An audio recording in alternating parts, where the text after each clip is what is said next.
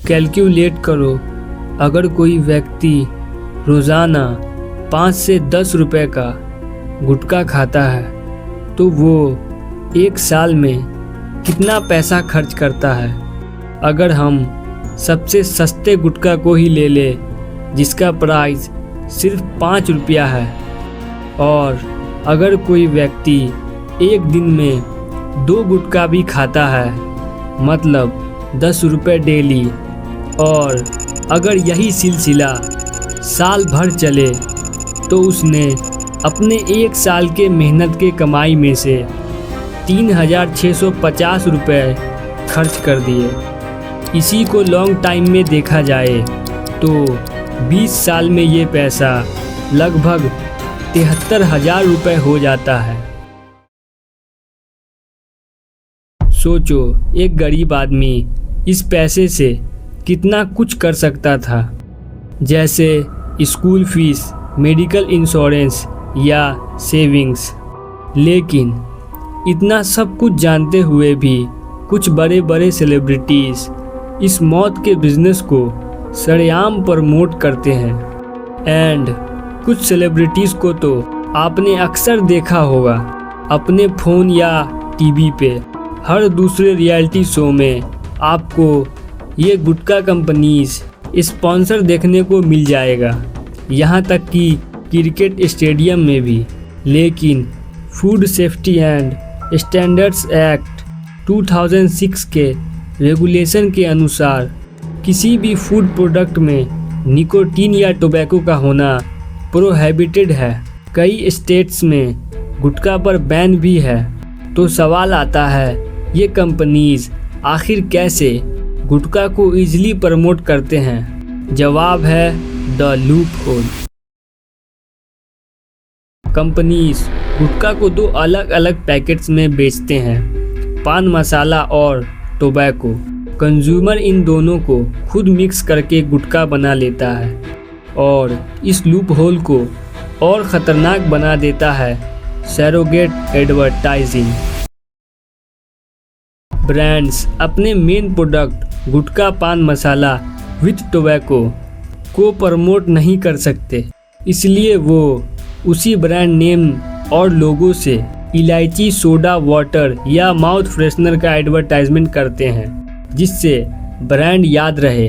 जैसा कि मैंने बताया था, इसमें सेलिब्रिटी इंडोर्समेंट्स का भारी यूज़ होता है। पूरी दुनिया में स्मोकलेस टोबैको से हर साल 6.5 लाख लोग मरते हैं, और इसमें सबसे ज़्यादा लोग अपने देश इंडिया से हैं। सबसे बड़ी बात, इंडिया में मुंह के कैंसर, ओरल कैंसर के 90% से ज़्यादा केसेस का एक ही रीज़न है, गुटखा।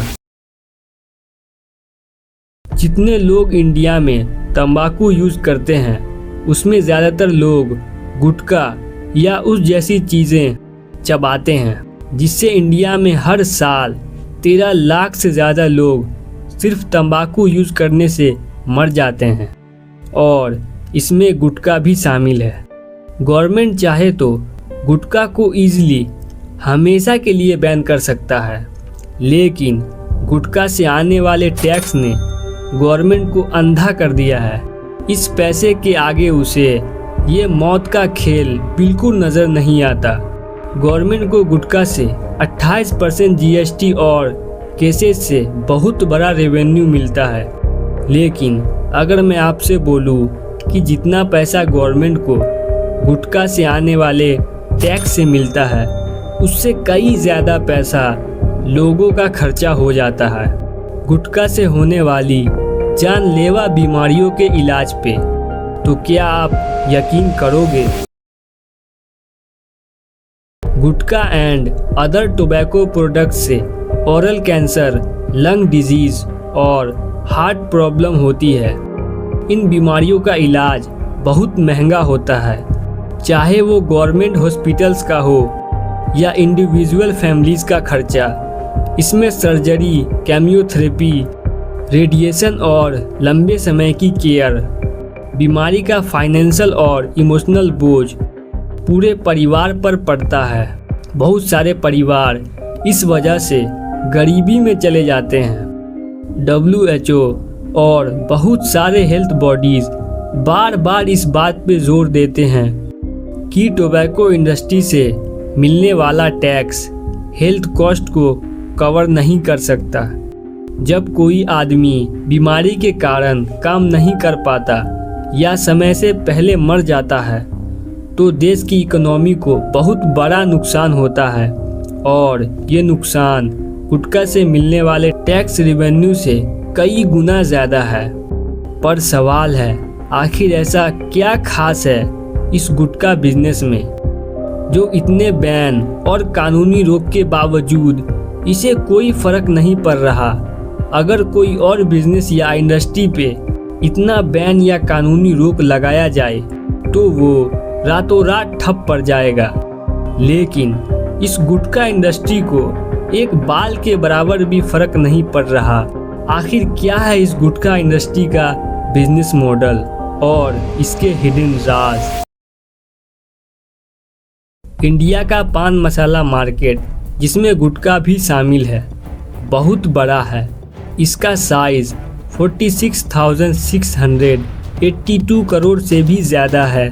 ये तेज़ी से बढ़ने वाली फास्ट ग्रोइंग सेक्टर है, लेकिन ये fast moving consumer goods sector के तरह ही चलता है।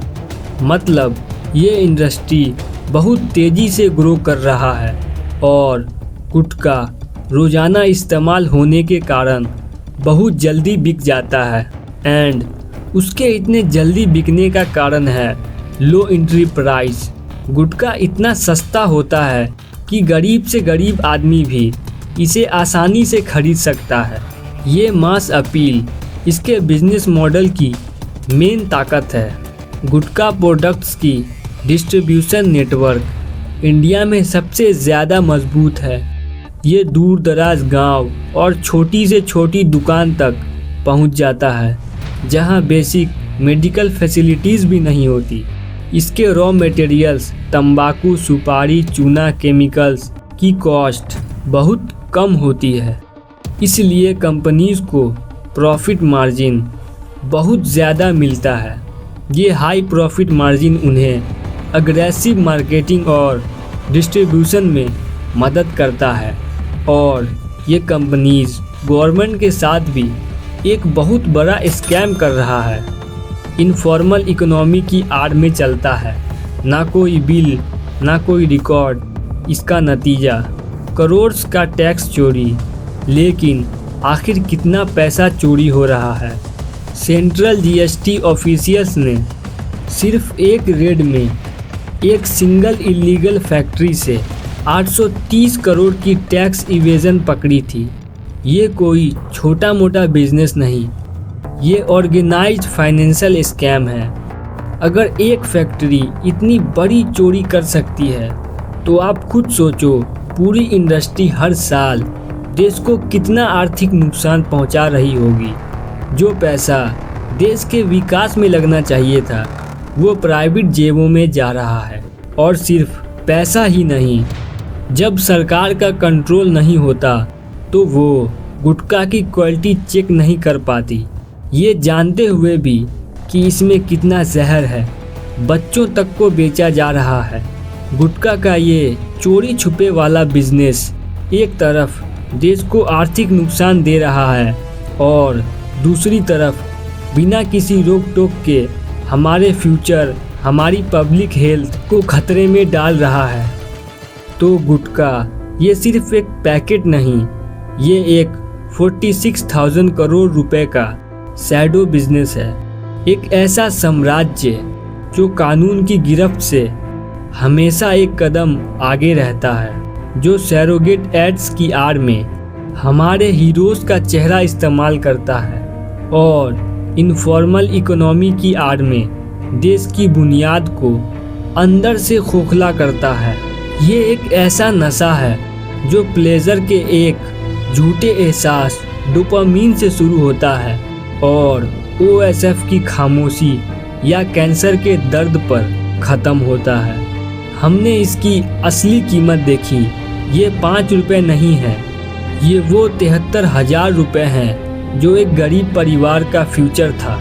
ये वो 13 लाख जिंदगियां हैं जो हर साल सिर्फ एक सुख की कीमत चुकाते हैं।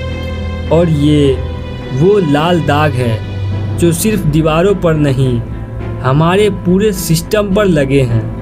सवाल ये नहीं है कि गवर्नमेंट इस पर बैन क्यों नहीं लगाती, ये सेलिब्रिटीज़ इसे प्रमोट क्यों करते हैं।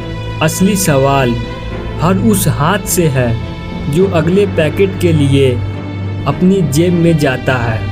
कि जब हर पैकेट पर साफ शब्दों में मौत लिखा है, तो हम आखिर क्या खरीद रहे हैं, सुख या धोखा।